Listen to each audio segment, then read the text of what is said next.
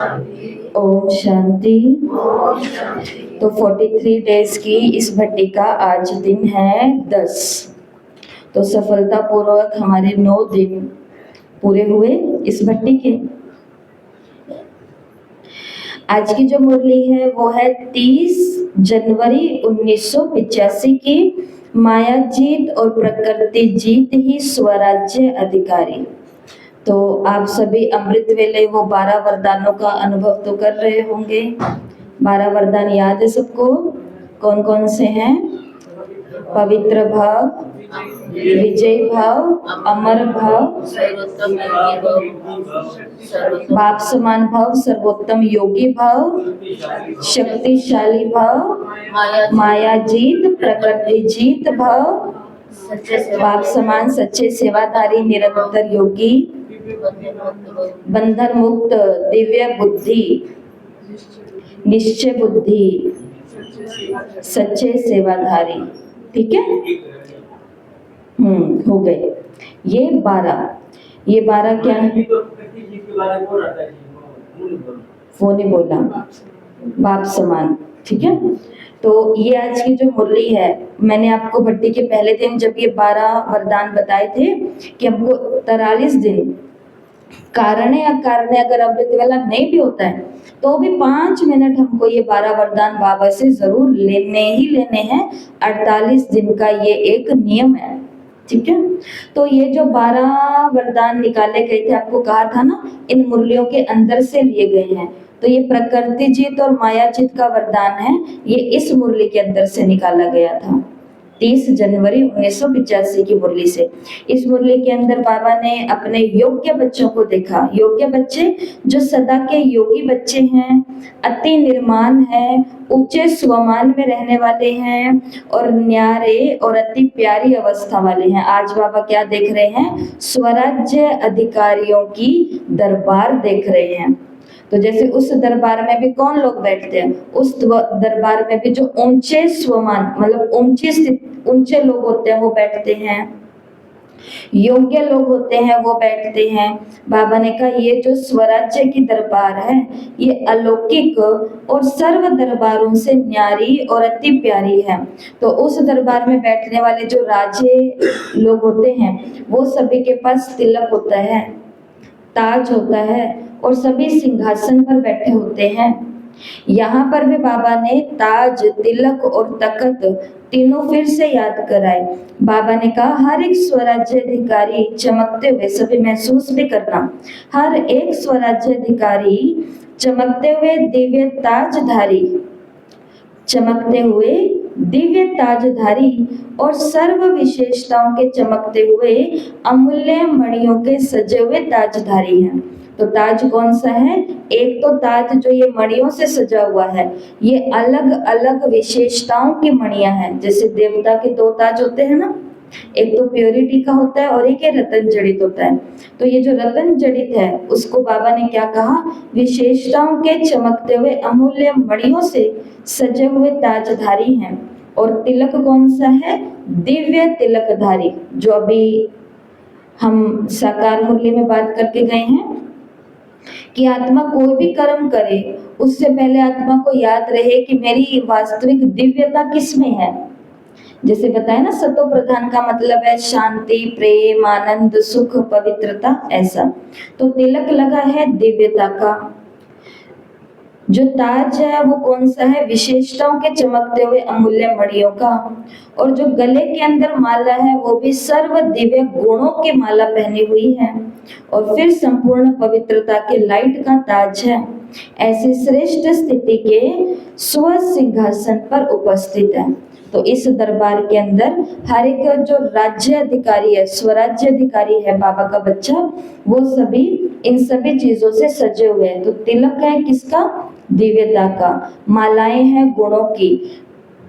इस ताज के ऊपर जो रतन मणियां चमक रही है वो है विशेषताओं की। मतलब बाबा के हर बच्चे में विशेषताएं हैं, बाबा के हर बच्चे में गुण हैं, बाबा का हर बच्चा स्वमान में, तिलक में रहता है और बाबा का हर बच्चा अपने श्रेष्ठ स्थिति के आसन पर, सीट पर सेट है।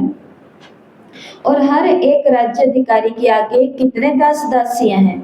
जो ऐसी स्वराज्य अधिकारी आत्मा होती है ना, अपने ऊपर राज करने वाली आत्मा, उसके पास बाबा ने कहा 10 दास दासियां होते हैं। कितने?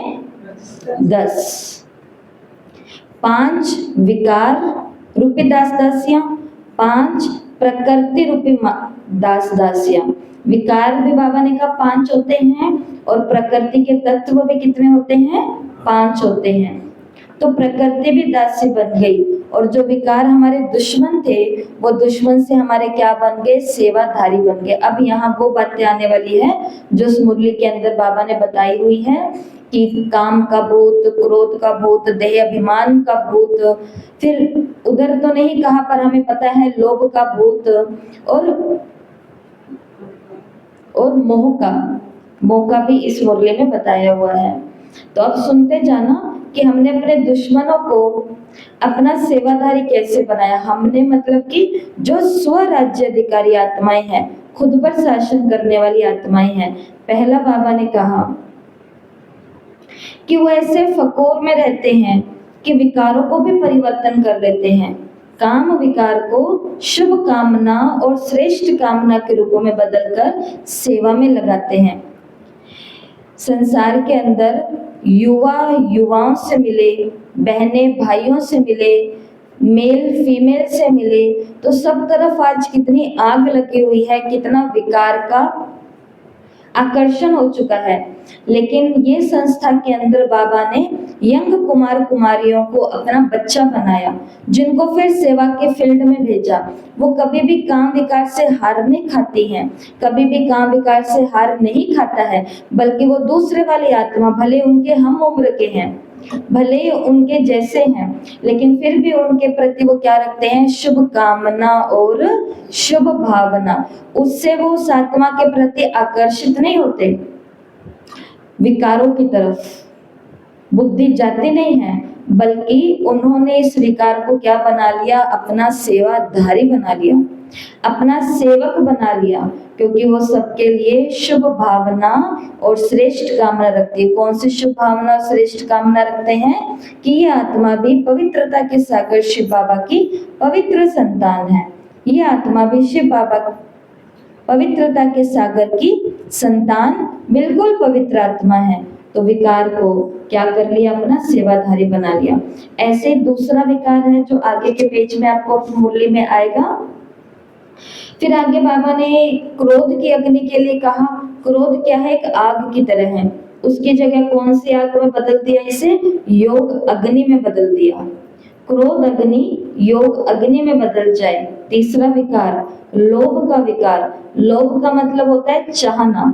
बाबा ने कहा हद की चाहना बदल करके शुभ चाहना में बदल जाए। और देखो बाबा ने खुद ही बता दिया, लालच करो, इच्छा रखो, चाहना रखो, लेकिन कौन सी चाहना? ये सुनना, मैं सदा हर संकल्प बोल और कर्म से निस्वार्थ बेहद का सेवाधारी बन जाऊं। ये क्या है? चाहना है। लोभ को किस में चेंज कर दिया? अच्छी चाहत में, अच्छी चाहना में चेंज कर दिया। मैं बाप समान बन जाऊं, ये हमारी क्या है? इच्छा है। ऐसे शुभ चाहना अर्थात लोभ को भी परिवर्तन कर दिया। दुश्मन के बजाय सेवा के कार्य में लगाओ। बाबा ने कहा मोह तो सभी को बहुत है ना, बाप दादा में भी है, एक सेकंड भी दूर नहीं रह सकते, तो मोह हुआ ना। लेकिन ये मोह तो सेवा कराता है। बाबा ने कहा मोह रखना ही है तो किस में रखो? बाप दादा में रखो, मेरे में रखो। बाबा ने कहा तो इस मोह से बल्कि क्या हो जाएगी? सेवा। मोह यही तो कराता है जो सामने वाले को पसंद है, बेमन के हम वो भी कर लेते हैं, क्योंकि हमारा उनसे क्या है? अटैचमेंट है, हमारा कहीं जाने का मन नहीं है, लेकिन हमारा उस आत्मा में मोह है। तो वो जहाँ जाएंगे हम कहेंगे भाई मैं तो यहाँ किसी को नहीं जानती, मैं तो आपके पीछे पीछे आई, आपके साथ साथ आई। तो मोह क्या कराता है? मोह हमसे वो भी काम करा देता है जो हम चाहते नहीं है और जो हमारे अंदर ताकत नहीं है। ऐसे बाबा ने कहा ये वाला मोह किस में रखो? बाप दादा में रखो, कि बाबा मैं तो आपके बिना रह ही नहीं सकती, आपके बिना मुझे तो सांस ही नहीं आ रही, आपके बिना मुझसे तो रोटी नहीं खाई जाएगी, आपके बिना मुझसे तो वहां जाया ही नहीं जाएगा। बाबा ने कहा ये वाला मोह रखो। तो बाबा सेवा करता है निरंतर, तो बाबा के साथ साथ हम भी क्या करने लग जाएंगे, सेवा करने लग जाएंगे। बाबा सबको पतित से पावन बनाता है, तो हम भी बाबा के साथ साथ सबको क्या बनाने लग जाएंगे, पतित से पावन बनाने लग जाएंगे। तो बाबा ने कहा मोह ऐसा हो जो आपके नैनों में देखें, तो नैनों में समाये हुए बाप को देखें। जो भी आप बोलें तो मुख से अमूल्य बोल बोलें तो वो सुनेंगे। तो मोह विकार को भी सेवा में लगा दिया, बदल दिया। और लास्ट पांचवा विकार बाबा ने कहा अहंकार। अहंकार, बाबा ने कहा ऐसे ही अहंकार है, देह अभिमान से देही अभिमानी बन जाते, और अहंकार किस में बदल जाता, शुभ अहंकार में, ईश्वरीय नशे में। अब हमको क्या है, इन सभी बहनों को क्या होता है, इनको ईश्वरीय नशा होता है कि मैं टीचर हूं, बाबा ने मुझे सेवा करने के लिए कहा है, तो टीचर बने का क्या चढ़ गया, नशा। लेकिन शुभ, शुद्ध हो और शुभ हो। लेकिन अगर मैं टीचर हूं, चलो भाई करो मेरे आगे काम सारे, तो फिर ये फिर शुभ अहंकार नहीं है, ये रूहानी नशा नहीं है, ये क्या है, ये अहंकार है, ये देह अभिमान है। सेवा के निमित्त बच जाते, तो ये पांचों विकार बदल करके सेवा के साधन, दुश्मन से सेवाधारी हो गए। तो ऐसे हम क्या बन गए, माया जीत। माया किसको बोलते हैं, पांच विकारों को बोलते हैं।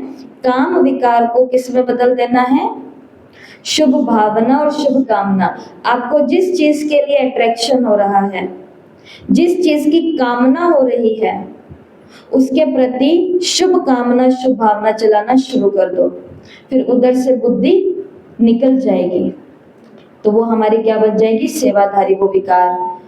दूसरा विकार कौन सा बताया बाबा ने, क्रोध। क्रोध अग्नि को किस में बदल दो, योग अग्नि में बदल दो। तीसरा, लोभ को किस में बदल दो, मैं बाप समान बनना चाहती हूँ, मैं सेवाधारी बनना चाहती हूँ, मैं भी ये करना चाहती हूँ। इच्छा, अंदर में कौन सी इच्छा, शुभ इच्छाएं पैदा करो, मैं ये सारी बुल्लियां कंप्लीट करना चाहती हूँ। मेरी ये मरने से पहले पहले इच्छा है। मरने से पहले मेरी क्या इच्छा है, कि पढ़ाई तो पूरी कर लो, दुनिया में बहुत कुछ कर लिया मरने से पहले पहले। कई लोग बोलते हैं मरने से पहले मुझे उस तीर्थ जाना था, ये लो जी ले गए मरने से पहले। मरने से पहले ये खाना था, ये लो जी खिला दिया मरने से पहले। मरने से पहले, मरने से पहले, मरने से पहले हमको क्या करना, मरने से पहले हैं, सारी अव्यक्त मूल्यों को घोट करके पी लेना। और क्या कहते हैं, अपनी घोट तो नशा चढ़े। रात को पढ़ ली, कुछ याद नहीं रहा, मानो कुछ कुछ याद रहा पर बहुत कुछ याद नहीं रहा। सुबह यहाँ पर डिस्कस कर ली, थोड़ा कुछ याद रहा।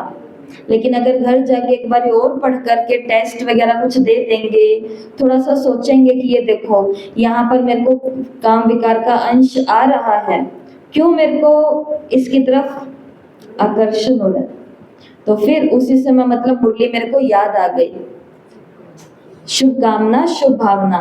ऐसे क्रोध आए तो योग में बैठ जाओ, मुश्किल है ये काम, क्योंकि उस समय क्रोध ही करने का जी करता है, योग करने का जी तो नहीं करता। लालच आता है तो लालच करने का ही जी करता है, उस समय कुछ और करने का जी नहीं करता।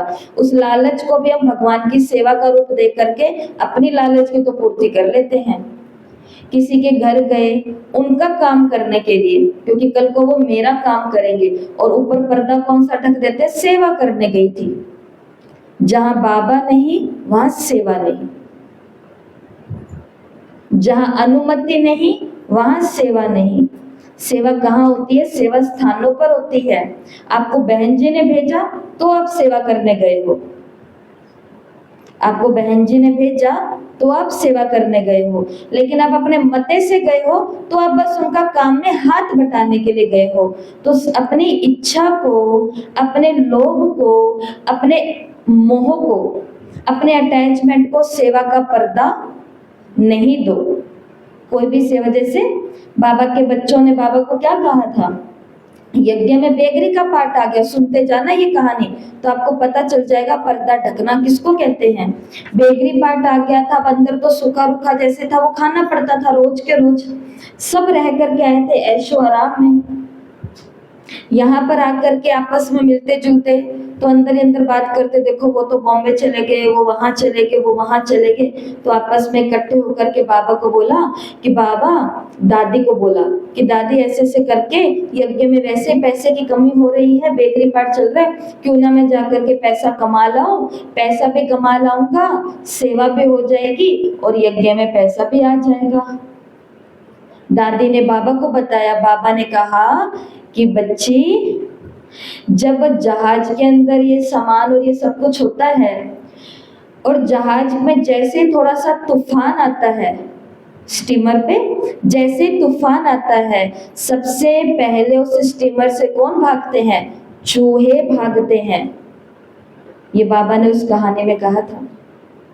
तो बाबा बिल्कुल अटैच, बाबा बिल्कुल उनकी बातों में नहीं आए कि अरे वाह बच्चा बॉम्बे जा रहा है कमाने के लिए, जा बच्चे बढ़िया से कमा और यज्ञ में पैसा भेजना।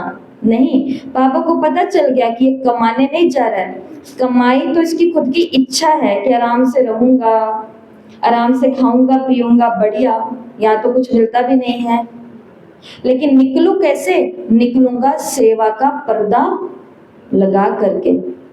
तो बाबा ने कहा ये तो चूहे हैं, यही भागे हैं सबसे पहले, तो भाग गए, थोड़ा सा तूफान आया भाग जाते, थोड़ा सा तूफान आया भाग गए। तो अपनी इच्छाओं को, अपने आप के जो मोह है उनको, अपने प्रलोभनों को सेवा का नाम देकर के अगर हम वो काम धंधे और ये रिश्ते नाते और ये सब कार्य कर रहे हैं तो इसका भर जाना ज्यादा भरना पड़ेगा। बस दीदी बाबा हमारा ये काम कर दे, फिर मैं एकदम सुखी हूँ, हो गया वो काम। अब उससे कमाइयां भी बहुत हो रही है, उससे लोगों के साथ कनेक्शन भी बहुत हो रहे हैं, ना तो वो कमाई भगवान के उस सेवा केंद्र में जा रही है, ना ही वो लोग अभी तक आत्मा परमात्मा का ज्ञान सुन पाए हैं। तो बताओ इसको क्या कहेंगे, इसको अपनी चाहत कहेंगे या शुभ चाहत, शुभ चाहना कहेंगे या लोभ कहेंगे। ये गहरी बातें हैं, आप इनको समझना। हमें तो ये बातें समझ में आती है क्योंकि हम साक्षी होकर के रहते हैं ना, इसके लिए समझ आती है, लेकिन आप भी इन बातों को समझना कि जीवन में मेरे को लोभ को अलग रखना है कि हाँ आ गया भूत मेरे अंदर और अब इसको किस में बदलना है, शुभ चाहना में, लालच में बदलना है। मोह को किस में बदलना है, मेरा सारा मोह इस रिश्तेदार में नहीं है, मेरा सारा मोह किस में, मेरे बाबा, बाबा के बिना मैं तो रह ही नहीं सकती, बाबा ही चाहिए मेरे को तो। और अहंकार को किस में बदलना है, शुद्ध अहंकार में, ईश्वरीय नशे में। मैं किसकी माता हूँ, मैं इन 4 जनों की माँ नहीं हूँ, मैं जगत माँ हूँ। मैं इन 4 की टेंशन थोड़ी ना लेके बैठी रहूंगी। संसार के कितने बच्चे हैं, देखो गली गली में ड्रग्स ले रहे हैं, गली गली में नशे कर रहे हैं, घर के अंदर आकर के बीवी बच्चों को पीट रहे हैं, बहुएं हैं वो कहीं लगी हुई है, छोटे बेबी हैं वो कहीं लगे हुए हैं, स्कूलों में क्या हो रहा है, कॉलेज में क्या हो रहा है, यूनिवर्सिटी में क्या हो रहा है, सब जगह बुरे से। तो अपने वालों की टेंशन करूं या जगत माता बन करके बैठी हूं कि सबकी टेंशन करूं। इसे कहते हैं रूहानी नशा, इसे कहते हैं रूहानी नशा। तो अभिमान में नहीं आना, देही अभिमानी बनना है। ओके, ये तो हो गई है माया जीत बनने की बातें। 5 विकारों को ऐसे दास बनाया जा सकता है।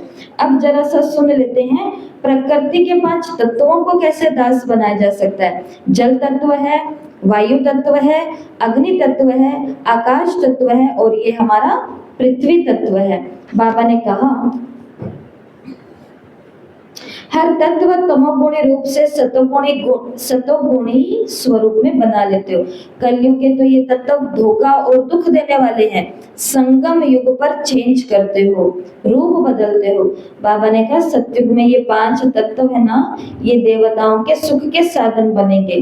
कैसे बनेंगे, सुनते जाना। सूरज आपका भोजन तैयार करेगा, तो सूरज हमारा क्या बन जाएगा, सूर्य हमारा क्या बन जाएगा, भंडारी बन जाएगा।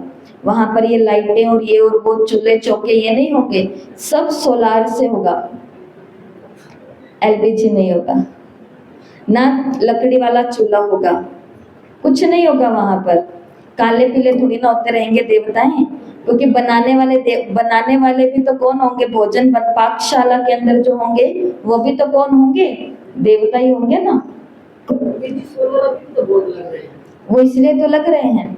अभी देखो सारी की सारी गाड़ियां आ रही है विदेशों के अंदर, तो वो सेंसर पर आ रही है। आप वहां से आ रहे हो, पहले तो चाबी से बजा करके खोल देते थे ना दूर से, कि इधर चाबी बजाई उधर ट्रिन ट्रिन वो गेट खुल जाता है। लेकिन अब तो उधर से आप आ रहे हो, सामने आए, अपने आप गेट खुलेगा। गाड़ी के अंदर बैठ गए, संकल्प किया हाँ भाई यहाँ जाना है, सब हमारे संकल्पों से शुरू हो चुका है काम जापान के अंदर। धीरे धीरे वो दुनिया संकल्पों वाली आने वाली है। इसलिए बाबा ने कहा ये सारी साइंस की तैयारियां कहाँ के लिए हो रही है, एडवांस साइंस वहां के लिए हो रही है। बाकी हाँ बीच में और जो गड़बड़ी है वो तो फिर विध्वंस के लिए भी है। तो सूर्य आपका सारा भोजन तैयार करेगा, वायु आपको नेचुरल पंखा बन जाएगी, सूरज भंडारी बनेगा, वायु नेचुरल पंखा, और वायु दूसरा काम और करेगी साज का। स्वतः ही साज बजेंगे, वृक्ष हिलेंगे, ताल तालियां झूलेंगी और सुंदर सुंदर साज बन जाएंगे। आकाश आकाश क्या करेगा, आप सभी के लिए पथ तैयार करेगा, राज्य पथ। राज्य पथ, बाबा ने कहा विमान कहाँ चलेंगे, तो इतना बड़ा हाईवे कहाँ है, विदेश में भी नहीं है, कहीं पर भी नहीं है। पूरा का पूरा ये गगन क्या बन जाएगा, हाईवे बन जाएगा, रनवे बन जाएगा, ऐसा बाबा ने कहा। 5 साल का बच्चा भी अगर चलाएगा तो गिरेगा नहीं, कोई एक्सीडेंट नहीं होगा एरोप्लेन का, माना उड़न खटोले का, विमान का। हाईवे बहुत बड़ा है, कहीं तक भी जाओ, कितनी भी दूर जाओ, संकल्पों से जाओ। ये बच्चे जाएंगे रोज स्कूल पढ़ने के लिए, तो किस में जाएंगे, अपने पर्सनल विमान में जाएंगे। बैठे, विमान को कहा कि जाओ मुझे पाठशाला छोड़ाओ, और ये विमान उनको पाठशाला, इतनी मौज रहेगी क्योंकि यहाँ पर संगम पर हमने प्रकृति को जीता है। ये जो सकाश देते हैं ना, ये इसलिए दे रहे हैं हम। ये 3 का बाबा ने बता दिया। चौथा बाबा ने कहा ये जो जल होगा ये क्या बन जाएगा, एक तरफ फुलेल का काम करेगा। जैसे जड़ी बूटियों के कारण गंगा जल अभी भी पवित्र माना जाता है, क्योंकि वो ऊपर गंगोत्री से आ रहा है, और गंगोत्री में क्या है, जड़ी बूटियां हैं, इसके कारण।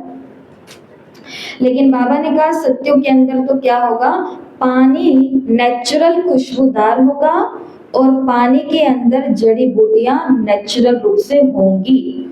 इसलिए वहां का जो जल होगा उसके अंदर कितनी शक्ति होगी, जैसे यहाँ के दूध में शक्ति है।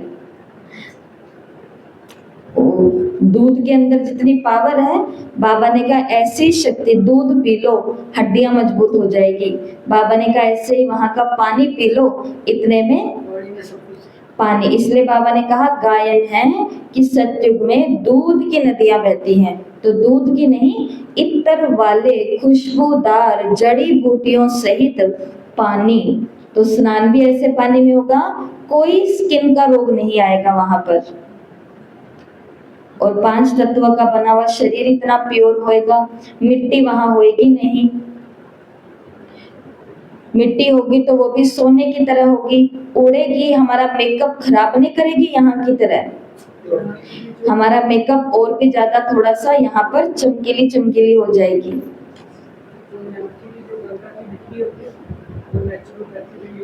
नेचुरोपैथी में यूज करते हैं, शरीर के ऊपर, पेट के। हाँ, तो ये देखो, ये बाबा ने फिर सत्य की बात बताई। अभी आ जाते हैं हम पृथ्वी पर, 5वां तत्व।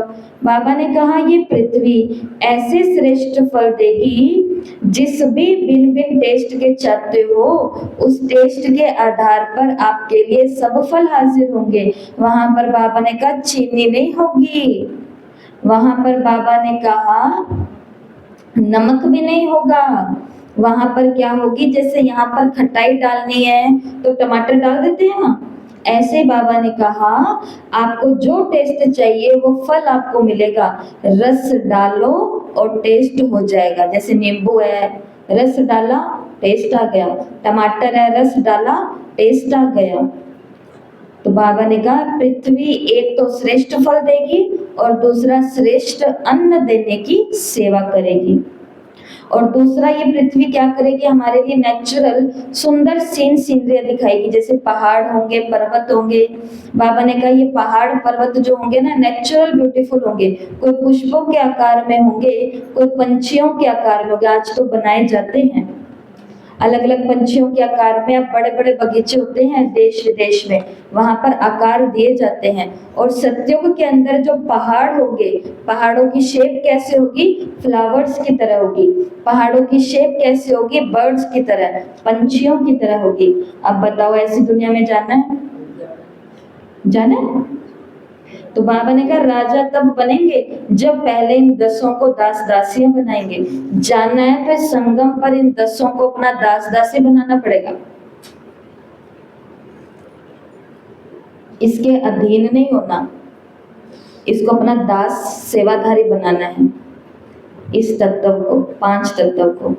और ये विकारों के भी हम अधीन हो जाते हैं, इनके अधीन नहीं होना, पहले इनके ऊपर यहाँ राज करना है। तो बाबा ने कहा सत्युग में आपके क्या बन जाएंगे, दास दासियां बन जाएंगे। फिर भारत के अंदर मेले का प्रोग्राम चला था और आज मेले का लास्ट दिन है, मतलब 30 जनवरी 1985 को। तो बाबा ने कहा लास्ट दिन पे क्या होता है, अंतिम टुब्बी होती है। जो कभी नहीं जाता वो लास्ट दिन जा करके नहा लेता है और समझता है सारा पुण्य मेरे को मिल गया और मेरे सारे पाप खत्म हो गए। शिव बाबा ने कहा तो सबको 5 विकारों को सदा के लिए समाप्त करने का संकल्प करना है। यही अंतिम टुब्बी का महत्व है कि लास्ट में आए हैं, संगम के मेले के बिल्कुल लास्ट में आए हैं हम, और अब मुझे ऐसी टुब्बी लगानी है कि मेरे 5 विकार संकल्प सहित क्या हो जाए, समाप्त हो जाए। दुश्मन पसंद है या सेवाधारी पसंद है? 10 दुश्मन अपने साथ लेकर के घूमना चाहते हो कि 10 सेवाधारी साथ में लेकर के घूमना चाहेंगे? 10 दुश्मनों को ले लिया तो वो ना खाने देंगे, ना सोने देंगे, ना जीने देंगे, ना सांस लेने देंगे। लेकिन 10 सेवाधारी को अपने साथ रखा तो वो खाने भी अच्छा अच्छा देंगे, 10 ऑप्शन आएंगे, पहनने के भी 10 ऑप्शन आएंगे, सेवा के भी 10 ऑप्शन आएंगे, मैं भी साथ, मैं भी साथ, मैं भी साथ, मैं भी साथ, सबको काम लगा देंगे। ऐसे नहीं सोचना कि 4 तो ठीक है, 1 तो चल ही जाएगा। काम क्रोध लोभ मोह तो मेरे अंदर है नहीं, बस थोड़ा थोड़ा अहंकार ही है, कोई बात नहीं, 1 तो चल ही जाएगा, बाबा संभालेंगे। बाबा ने कहा ध्यान देना, बाबा ने कहा ये 1 चल जाएगा नहीं, बल्कि ये 4 को भी वापस ले आएगा। एक विकार सभी विकारों को लाने की ताकत रखता है। उदाहरण आप सभी को मालूम है, 1 सेकंड का आलस सारे विकारों को ले आता है। 1 सेकंड का आलस सारे विकारों को ले आता है।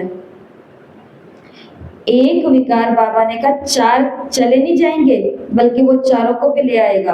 तो अब क्या करना, बाबा ने कहा विजयदशमी बनाना, इन 10 को जला देना, इन 10 को जला देना। लेकिन जली हुई राख को बाबा ने कहा साथ मत ले जाना, नहीं तो राख से भी फिर से ये भूत बन करके आ जाएंगे। ये मुरली में ही आया हुआ है, राख से भी आ जाते हैं ना वापस भूत बन करके। तो बाबा ने कहा राख लेकर के जाओगे तो ये फिर से आ जाएंगे। इसके लिए राख का भी क्या करना है, सागर में, ज्ञान सागर में स्वाहा करके जाना है, समाप्त करके जाना है। यहाँ पर ये आज की मुरली अभी तक पूरी होती है। कुमारियों से और टीचर से बाबा ने मुलाकात करी, आपको मालूम है। कुमारियों को बाबा कहते हैं कि तुमको साधारण कुमारी बनना है या फिर श्रेष्ठ कुमारी बनना है। साधारण कुमारी को नौकरी का और संबंधों का बंधन होता है, वो नौकरी की टोकरी उठाती है, और बंधन होते हैं संबंध के। और बाबा ने कहा जो विशेष श्रेष्ठ कुमारी बनती है वो इन दोनों बंधनों से न्यारी बन करके बाप की प्यारी बन जाती है। तो बंधन वाली कुमारी बनना है या निर्बंधन बनना है, बाबा ने कहा दोनों ही जीवन आपके सामने है कि मैं इस जीवन में जाना चाहती हूँ या इस जीवन में जाना चाहती हूँ। इधर नौकरी भी है, रिश्ते भी हैं और रिश्ते आएंगे। इधर नौकरी नहीं है, लेकिन विश्व को श्रेष्ठ बनाने की सेवा है, तो ये सेवाएं और आएंगी, सुकून आएगा, शांति आएगा। कम से कम आत्मा ये तो नहीं कहेगी कि मैं धरती पर आकर के किया क्या। तो बाबा ने कहा साधारण कुमारी का भविष्य और विशेष कुमारी का भविष्य दोनों सामने है, तो दोनों को देख करके स्वयं जज करो। बहुत कर्मों की गति बाबा ने इस मुरली में बताई है। बाबा ने कहा मैंने तो मेरा फैसला दिया हुआ है।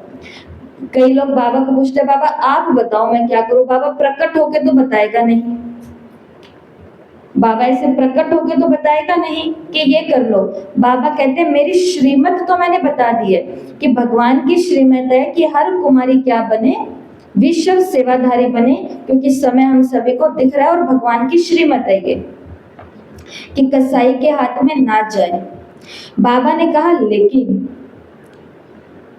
श्रीमत के साथ साथ अपने मन के उमंग से जो आगे बढ़ते हैं वो सदा सहज आगे बढ़ते हैं। बाबा ने कहा खुद का भी देखो कि आपका उमंग है क्या इस जीवन में चलने का, या बाबा ने कह दिया, बड़ों ने कह दिया, शर्म के कारण दूसरे क्या कहेंगे, नहीं बनूंगी तो सब मुझे देख करके सोचेंगे ये तो कमजोर है। बाबा ने कहा अगर ऐसे कोई फोर्स से बनती भी है ना, तो परीक्षाओं को पास करने में फिर मेहनत लगती है, क्योंकि वो शर्म के मारे बनी है कि मैं रोज सेंटर में जाती हूँ, रोज ये करती हूँ, अगर मैं ब्रह्मा कुमारी नहीं बनी तो लोग क्या कहेंगे। तो बाबा ने कहा वो ब्रह्मा कुमारी बन तो जाती है, लेकिन फिर जीवन में जब परीक्षाएं आती है तो फिर उसको बहुत मेहनत लगती है उसको पार करने में। दूसरों को कब मेहनत मुक्त बनाएंगे, जब खुद मेहनत मुक्त पहले बने हुए होंगे। इसलिए बाबा ने कहा मैंने तो मेरी श्रेष्ठ मत दी है विश्व कल्याणकारी बनो, लेकिन फिर भी स्वयं अपना जज बनकर अपनी जीवन का फैसला करो। बाकी बाप ने तो फैसला दे दिया है, बाबा का तो फैसला आया हुआ है कि क्या बनो, विश्व सेवाधारी। बाकी समझदार वो है जो सोच समझ करके कदम उठावे। तो यहाँ पर फोर्स नहीं किया जाता किसी भी कन्या को, श्रीमत बताई जाती है। बाद में अपना उमंग देखो, अपनी परिस्थिति देखो, अपना मन देखो, अपनी हिम्मत देखो, उसके बाद में फिर टीचर से बाबा ने कहा कि टीचर का जीवन तो कौन सा जीवन है, मौज का जीवन है। कौन सी मौज है, एक तो याद की मौज है और दूसरी सेवाओं की मौज है। उनको याद करना नहीं पड़ता और दूसरा उनको सेवा करनी नहीं पड़ती। ब्रह्मा कुमारी कुछ भी ना करे, मैं आपको बता देती हूँ जो बड़े कहते हैं, ब्रह्मा कुमारी कुछ भी ना करे। वो कहते हैं कि अगर आप यहाँ पर बैठ भी गए ना, बस बैठ गए, यहीं पर ही बैठी रहती हूँ मैं तो ऐसे ही, यहाँ पर बैठ गए तो भी आते जाते आपको देख रहे हैं लोग। ब्रह्मा कुमारी कुछ ना भी करे तो भी वो सारा किसी को दिख करके भी वो क्या कर सकती है, सेवा कर सकती है। उसका वहां पर होना ही क्या है, सेवा है। और सोचो जब वो सेवा करेगी तो वो तो कितनी बड़ी सेवा हो जाएगी। बाकी ना भी करे तो उसका जीवन है ही सेवा की मौज वाला जीवन। कितनी भी मौज आवे, लेकिन जो स्वयं मौज में रहते हैं वो दूसरों को भी मौज से छुड़ाए, मौज में लेकर के आते हैं। और ध्यान से सुनना, बाबा ने कहा ऐसे सेवाधारी जो मौज में रहते हैं वो सदा तन और मन से तंदुरुस्त रहते हैं। जो मौज में रहता है वो तन और मन से तंदुरुस्त रहता है। किसी का तन तंदुरुस्त है लेकिन मन अंदर से बहुत बीमार है, गड़बड़ी। किसी का मन बहुत अच्छा है लेकिन तन कमजोर है। बाबा ने दोनों बातें कही, संगम की याद और सेवा की मौज में रहो तो ये टीचर फिर क्या रहेगी, मन और तन से तंदुरुस्त रहेगी। खुशी में नाचते रहो। सेवाधारी वो है जो हमेशा ये कहे कि मेरी सफलता हुई पड़ी है। और सफलता कैसे होती है, निश्चय से होती है। आज की ये मुरली 30/1/85 की है और इस मुरली से ये होमवर्क है, स्वराज्याधिकारी राजा के 21 लक्षण लिखने हैं। तो पहले किसी भी बात के लक्षण लिखने से पहले आपको ये पता होना चाहिए कि लक्षण लिखने किसके हैं। तो लक्षण किसके लिखने हैं, स्वराज्याधिकारी। कहाँ मिलता है ये स्वराज्याधिकारी, ये कौन से युग में होता है स्वराज्याधिकारी, ये संगम युग में होता है। सतयुग में होता है राज्याधिकारी। संगम पर होता है स्वराज्याधिकारी। तो स्वराज्याधिकारी आत्मा के 21 लक्षण लिखने हैं, जो घर जाके मुरली को ध्यान से पढ़ेगा और जिन्होंने अभी भी सुन ली है वो अभी भी लक्षण बता सकते हैं। जैसे स्वराज्याधिकारी आत्मा सर्व से न्यारी और बाप की प्यारी होती है, जो आत्मा यहाँ होती है। स्वराज्याधिकारी आत्मा सदा दिव्य तिलकधारी होती है। स्वराज्याधिकारी आत्मा गुणों की, दिव्य गुणों की माला धारण किए हुए होती है। स्वराज्याधिकारी माला के पास विशेषताओं के मणियों से, रत्नों से जड़ा हुआ ताज होता है। स्वराज्याधिकारी आत्मा अपनी सीट पर, सिंहासन पर सेट होती है, स्थिति का सीट। स्वराज्याधिकारी आत्मा के पास पवित्रता का ताज होता है। स्वराज्याधिकारी आत्मा प्रकृति जीत होती है। स्वराज्याधिकारी आत्मा माया जीत होती है।